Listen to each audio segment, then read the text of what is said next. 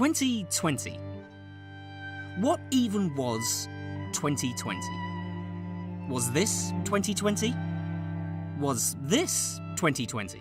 Imagine there's no heaven. Stop it. Get some help. Was it fire and plague, or sitting at home, stuffing Doritos into your face? Perhaps it was Disney rifling through your pockets. Or maybe it was the turbulence of an election.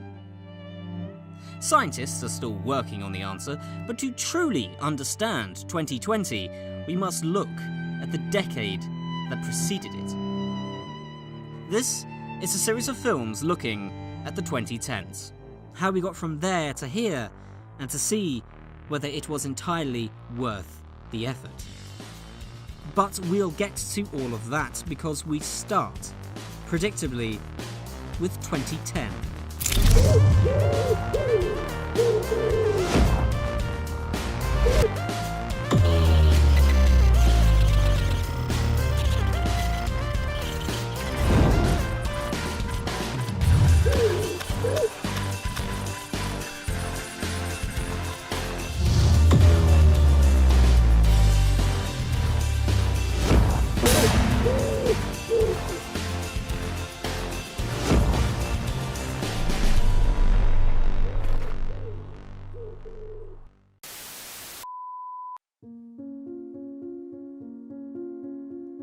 I would like to say the decade started with hope and promise. I would like to, but I fucking can't, because less than 2 weeks into this brave new world, the apathetic Mother Nature woke up from her drunken stupor with the worst hangover possible. On the 12th of January 2010, Haiti experienced an earthquake of magnitude 7, 16 miles west of the capital, Port-au-Prince. For a country already ranked as one of the poorest in the Western Hemisphere, this was particularly devastating, and the death toll was estimated to be over 100,000 people. But shortly after nature flipped her lid, an epidemic of cholera tore through the survivors. In tandem with that was an epidemic of sexual abuse, gang violence, and starvation, with escaped criminals exploiting the desperate, and Haitian authorities attempting to re-establish their infrastructure. However, cometh the hour, cometh the politician, apparently, because governments around the world threw pots of aid at the country. This was largely greeted by human beings as good news, although it was also treated by the notorious secretary botherer Bill O'Reilly as an international pissing contest. Do it live! I'll write it and we'll do it live! A large amount of this humanitarian aid was being arranged by charities such as Oxfam, and it was hoped that after a few months, this display of global altruism would ease Haiti's anguish. We begin today's show with the sexual abuse scandal engulfing the British charity Oxfam. Except Oxfam apparently was operating under the belief that international aid was a literal tit-for-tat service, as 8 years later it would be revealed that several Oxfam staff in Haiti were essentially exploiting young women for favours. As of late 2018, nearly 38,000 people, 70% of them women and children, were still living in temporary camps as a result of the 2010 earthquake. Lacking basic sanitation or security, the country still faces a long road to recovery from a disaster over a decade old. Unfortunately, this wouldn't be the only time Child Protective Services needed to be called on Mother Nature in 2010, although this one was substantially more middle class and therefore more important to wankers. Plebs.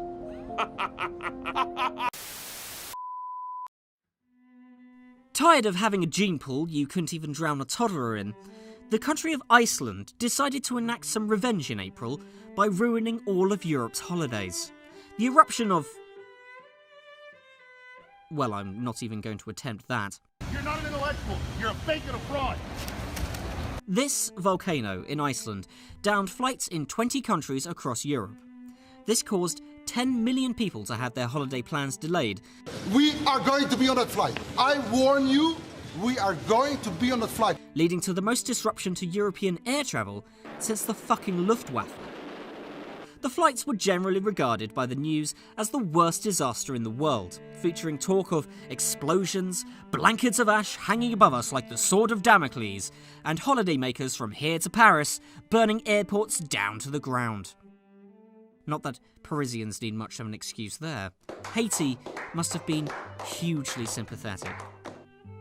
However, frustratingly, none of the passengers interviewed looked set to start a riot. You know, it's just one of them things. You've got to laugh, really. I'm frustrated, irritated, Twitter-pated, and disgust-pated. Oh well. And the news had to content itself with a pronunciation contest, the likes of which is rarely seen outside of Wales. Aya, flya, yaker, vol. Aya flya yurkaval. It's Aya fiabla yurkel. Aya volik. Just up the road from Llanfair Pwllgwyngyll go get a Quindrobwll, Llan Tysilio go. The temperature got to 21 Celsius. Meanwhile, with nature blowing her load into the sky like some form of planetary money shot, mankind had to look elsewhere to spill its goo, namely the Gulf of Mexico.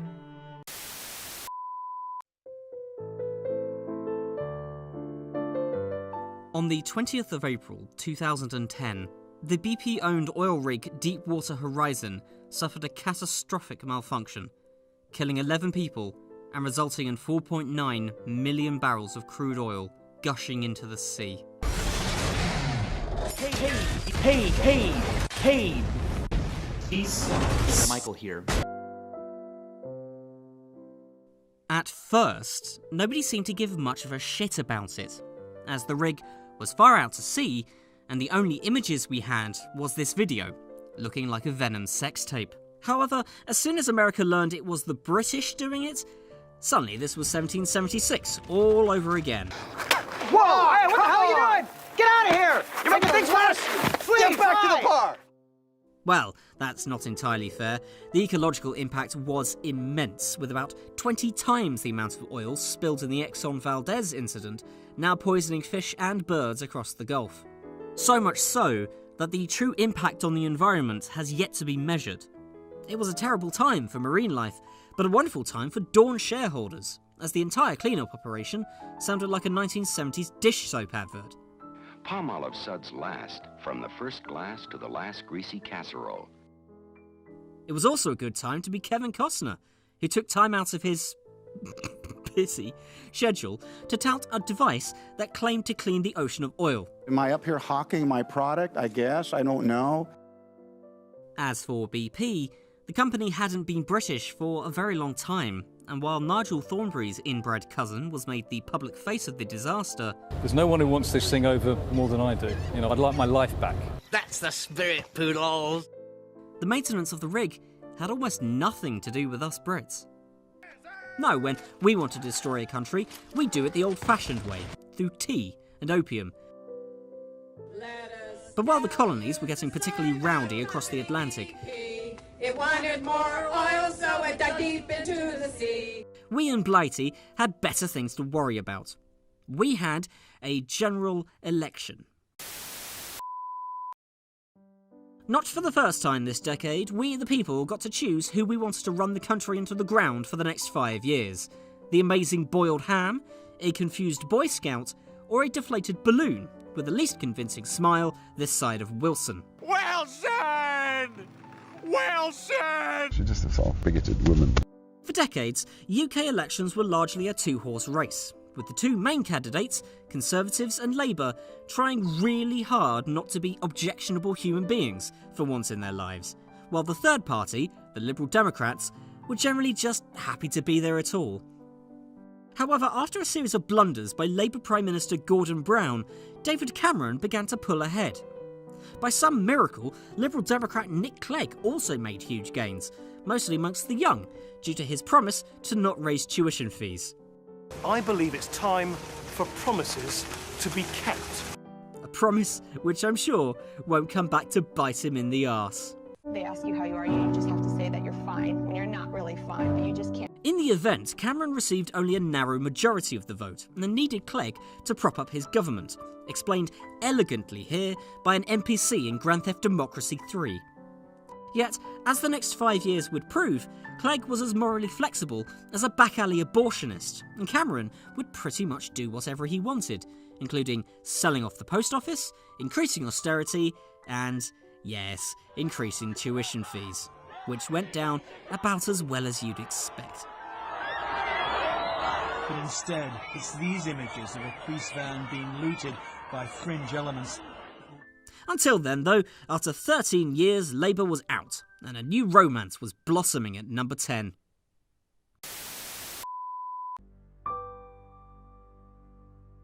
The UK isn't known for its gun violence, having got most of its aggression out during the football riots of the 80s and 90s. So when a shooting does occur, the media swarms all over it like divorcees at an OnlyFans convention. In July, in the north of England, a man called Raoul Moat shot his ex-girlfriend, her new partner, and a policeman before leading authorities on a week-long manhunt. Unlike in America, though, where your police all look as if they are auditioning for Black Hawk Down, the British police maintained a strict media blackout around his suspected area. This left journalists desperate for news, and interviewing people who knew about as much as where Moat was as a cheese sandwich does of the French dairy industry. And as I mentioned to you earlier, most people seem quite calm and level-headed. He was saying that actually him and his family were really frightened. It was all a bit of a letdown, really.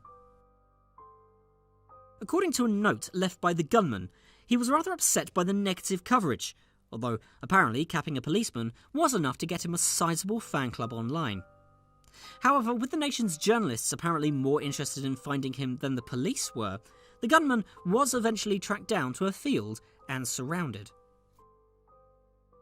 Unlike America, again, whereas your football stars are often the ones being chased by police, our police let football stars approach the gunman in an attempt to defuse the situation. For some reason, former England footballer and full-time nutcase Paul Gascoigne thought he could convince the gunman to surrender peacefully by arriving in a dressing gown, carrying a fishing rod and a bucket of fried chicken. I got out with a chicken in one hand, cans and a rod on my back, and he went, "Where are you going?" I said, "I'm going to see my mate Morty." Funnily enough, it didn't work, and after a tense 6-hour standoff, the fugitive was tasered, causing his muscles to cramp around the trigger of the shotgun, receiving the old Cobain special.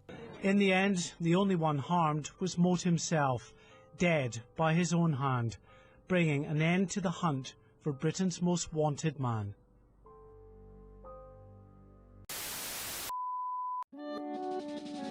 August, and as I melt under an extreme heatwave, South Africa hosts the World Cup, giving fat bastards everywhere a false sense of pride at someone else's athletic achievements.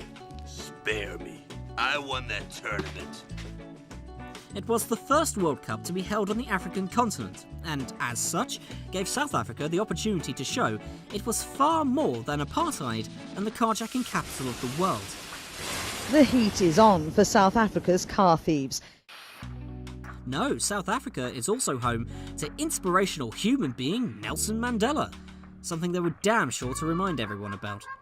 Here he is, being wheeled out like some kind of prize on The Price is Right.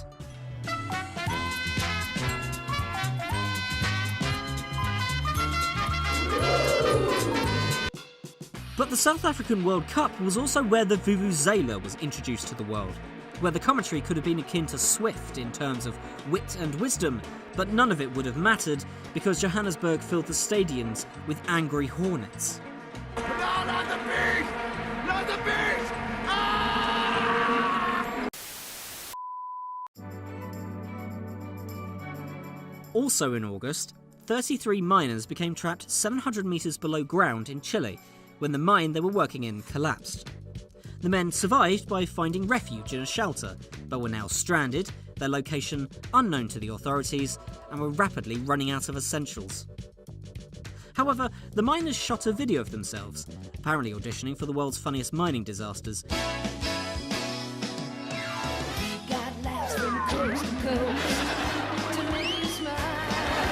Which was then delivered to the surface and found by rescue workers.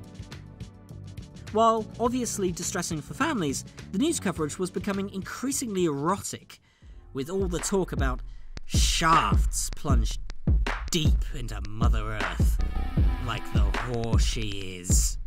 Brandon worries that the hammerhead will jump out of the guide hole as it tries to round the curve.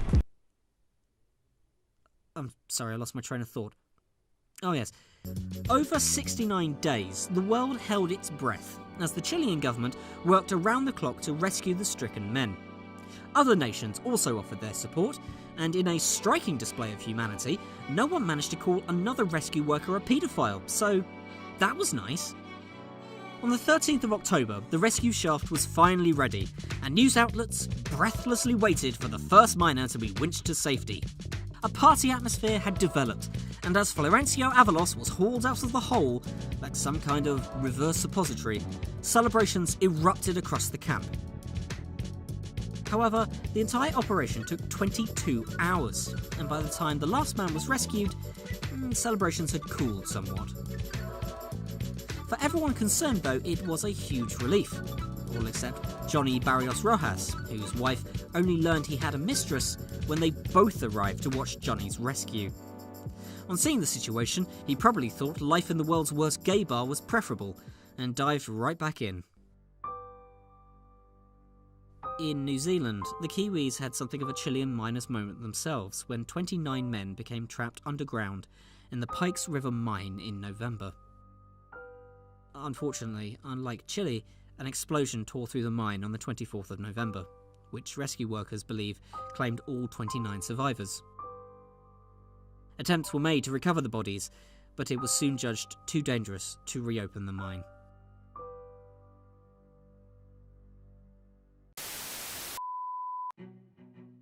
In October, India hosted the 2010 Commonwealth Games, the regular sporting event where the children of the British Empire gather around to humour the mildly racist patriarch in the hopes of inheriting something good when they finally snuff it. As international sporting meets go, it was your standard affair of disgustingly fit-looking people exerting themselves for no reason whatsoever. So it's no surprise that the masters of pointless activity, Australia, came top of the leaderboard, closely followed by India in second place, and then England in third. Yet before the first racial slur had even been exchanged, Indian authorities came under criticism for botching the athletes' facilities. Less than 2 weeks before the festivities were due to begin, teams from Northern Ireland, New Zealand and even Canada were stating that they would not stay in the Games village. They complained of filth-encrusted bathrooms, beds with animal footprints on them, open sewers and exposed cabling, which was either gross incompetence or a cunning ploy to nobble the competition. That is to say, nothing of evidence of child and slum labour being used to work on the stadia, which of course no one did mention. Eventually, the facilities were cleaned up and the games proceeded as planned, with everyone enjoying a lovely few weeks of sport. All except America, who sulked across the Atlantic at not being invited to the party. Eat shit. What? How's that? Do not use that word in front of my son. Eat shit. If I Eat wasn't shit. practicing, Eat shit. I would... Other things happened in 2010. Craig David became the UN ambassador for tuberculosis, presumably because David can relate to TB on an infectious level. A woman in Britain was fined £250 for putting a cat into a bin, making it only the second most contentious pussy-grabbing moment of the decade. You can do anything. Whatever you want. Grab him by the pussy. In November, professional royal Prince William got engaged to Kate Middleton, which delighted hardcore royalists, angered hardcore Republicans, and left the other 99% of the population speculating on whether it's treason to masturbate over a future queen. And Operation Iraqi Freedom officially ended, meaning that peace and democracy had firmly and permanently been established in Iraq.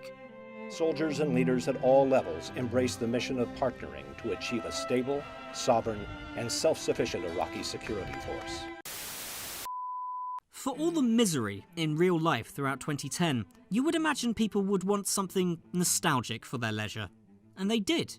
Sort of. The Great British Bake Off hit our screens for the first time, resembling a cross between Julia Childs and a Carry On film. Yes, looking better than yesterday. Oh, thank you, Doctor. It was never my kind of thing, to be honest. At least Gordon Ramsay would have the decency to call you a bellend for screwing up some scones. It's rubber, plastic, drive, shit. The Great British Bake Off is so passive-aggressive, the most you'll get is your middle-class parents being disappointed in you. And I get enough of that in my real life, thank you very much. It was kind of a renaissance for twee British television as a whole. The BBC released Sherlock, with pouty beanpole Benedict Cumberbatch acting as if he's constantly waving off a fart in a lift. Meanwhile, ITV premiered Downton Abbey, the story of how a privileged member of minor English aristocracy wrote a dull drama about rich people being served tea. Oh, but of course, I'm joking. Downton Abbey is much more than rich people.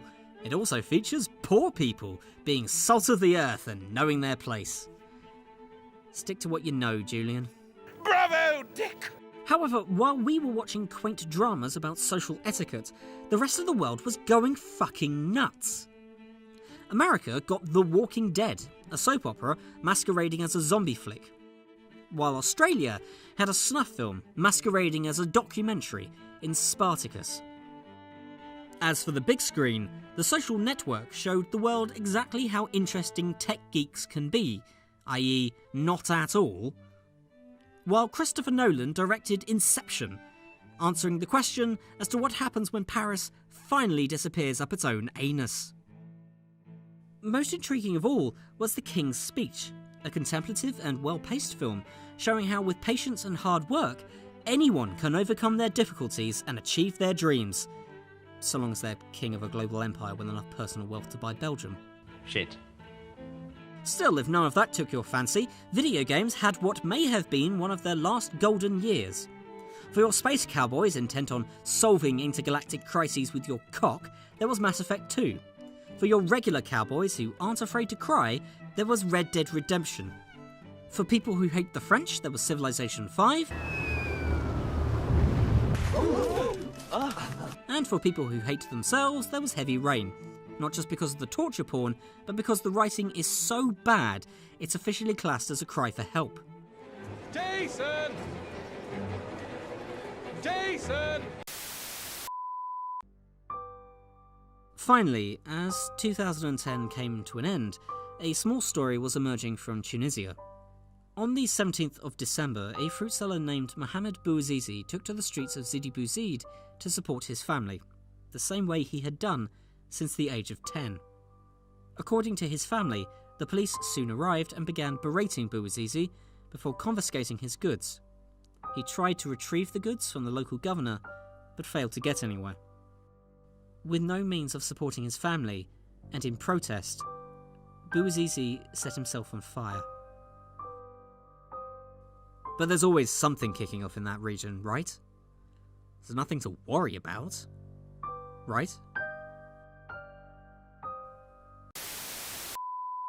So that was 2010 in a nutshell. Not great, not terrible. A real B+ of a year. Unfortunately for humanity, however, the world didn't end, and time marched on further into this benighted decade. See you next time.